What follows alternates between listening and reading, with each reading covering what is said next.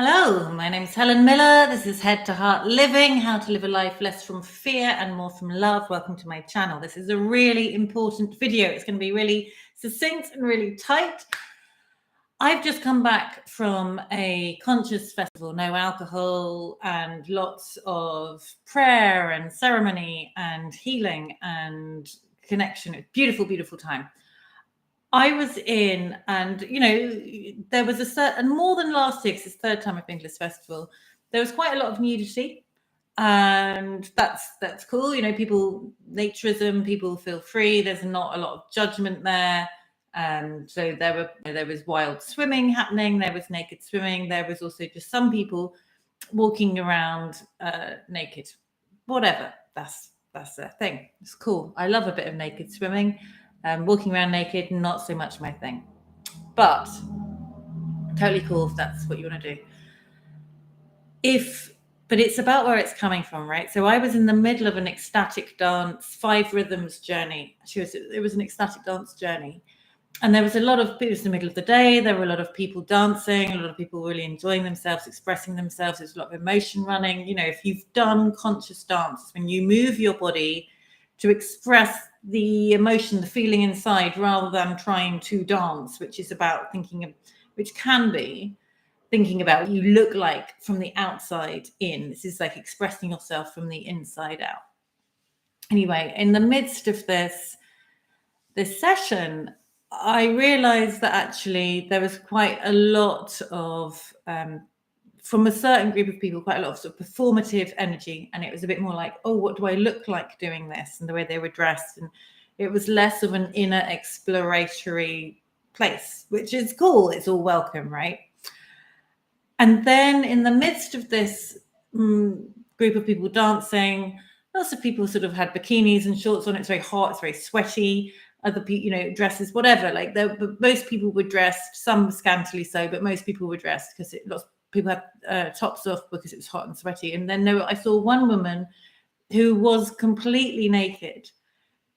No one else was. And it really stuck in my mind, because if the rest of the festival, when I was doing deep meditation or in certain ceremonies, this image kept coming back to me, and it really disturbed me. And it disturbed me not because she was naked, but because what I read in her field, in her energy, when I clocked her in the midst of all this movement and emotion, was a sense of dazed, and she looked a bit shell-shocked. She wasn't moving. She was stood completely still, just sort of staring ahead in a daze. And unpacking this for myself, I realized it was because she was in the midst of a trauma response. There was, from what I picked up, I have to be sensitive here because it is a sensitive issue. So I want to talk about this as an example, a very potent example for me.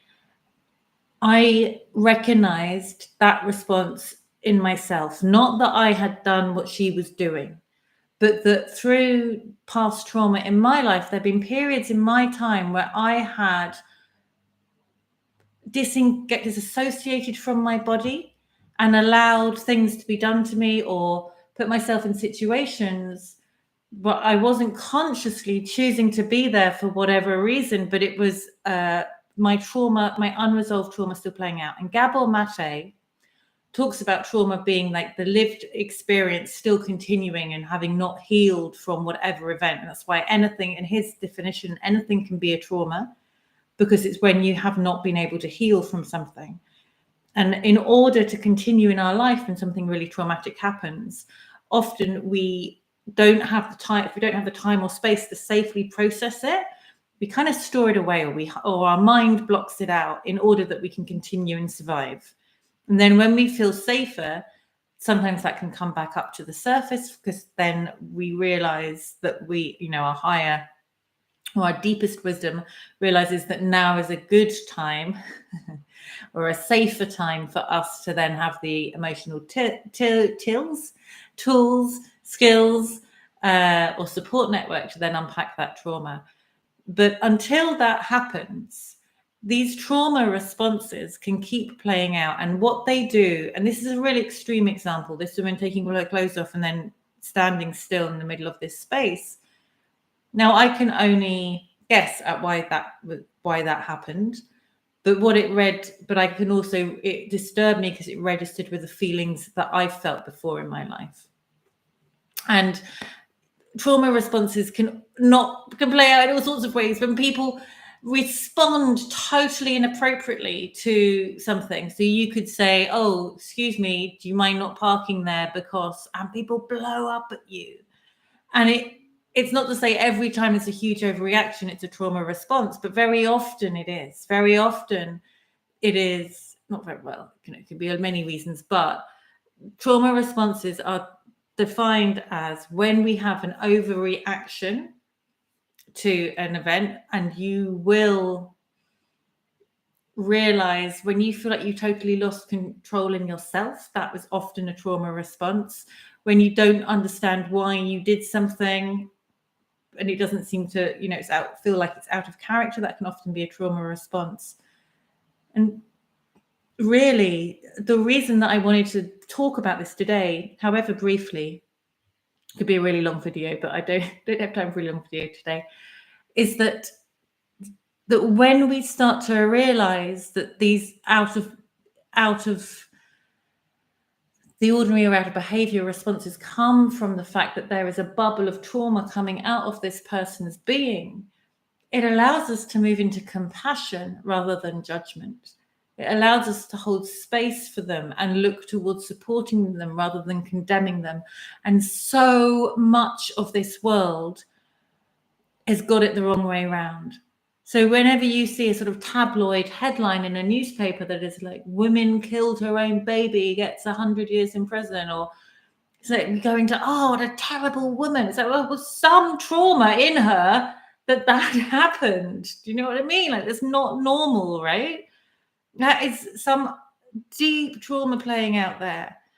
When we look at the legal system and we look at judges who allow essentially, paedophilic men to get away with having sex with 12 and 13-year-old girls.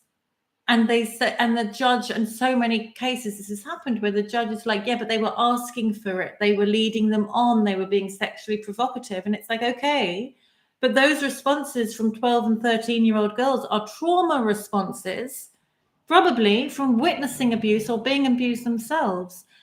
We don't then let the adult male off, who should know better, who should understand the difference between right and wrong, whether he was aroused or not by that. And I would say then, why are you being aroused by 12 and 13-year-olds? Because that would suggest a trauma response to not being able to recognize beauty or maturity or understand what divine union is and why it's so out of balance or harmony if you're looking to children to fulfill that.